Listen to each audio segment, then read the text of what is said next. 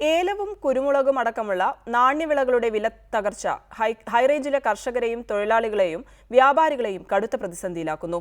നാണ്യവിളകളുടെ വില തകർച്ച മൂലം കടക്കെണിയിലും പട്ടിണിയിലുമാണ് ഇടുക്കിയിലെ ഹൈറേഞ്ച് ജനത.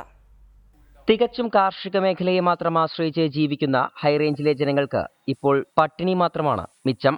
ഏലത്തിന്റെയും മറ്റ് കാർഷിക വിളകളുടെയും വിലത്തകർച്ചയ്ക്ക് പരിഹാരം കാണുന്നതിനും കർഷകരെ നിലനിർത്തുന്നതിനും സർക്കാർ വേണ്ട പരിഗണന നൽകാത്തതാണ് ഇടുക്കിയിലെ കാർഷിക മേഖലയിൽ നിലനിൽക്കുന്ന കടുത്ത പ്രതിസന്ധിക്ക് പ്രധാന കാരണം.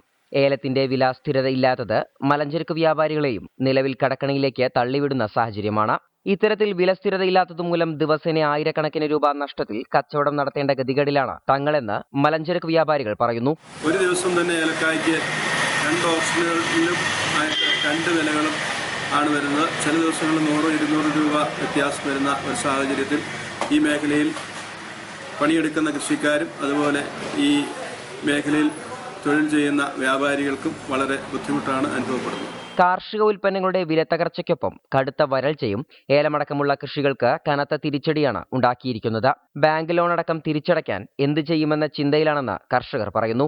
കുത്തക മുതലാളിമാരുടെ കോടിക്കണക്കിന് രൂപ കടം എഴുതി തള്ളുന്ന സർക്കാർ ആത്മഹത്യ മുനമ്പിലെത്തി നിൽക്കുന്ന ഹൈറേഞ്ചിലെ കർഷകരെ സഹായിക്കാൻ രംഗത്തെത്തിയില്ലെങ്കിൽ ഗുരുതരമായ പ്രത്യാഘാതങ്ങളായിരിക്കും സമീപഭാവിയിൽ ഉണ്ടാവുക. സന്ദീപ് രാജക്കാടിനൊപ്പം റിപ്പോർട്ടർ, ഇടുക്കി.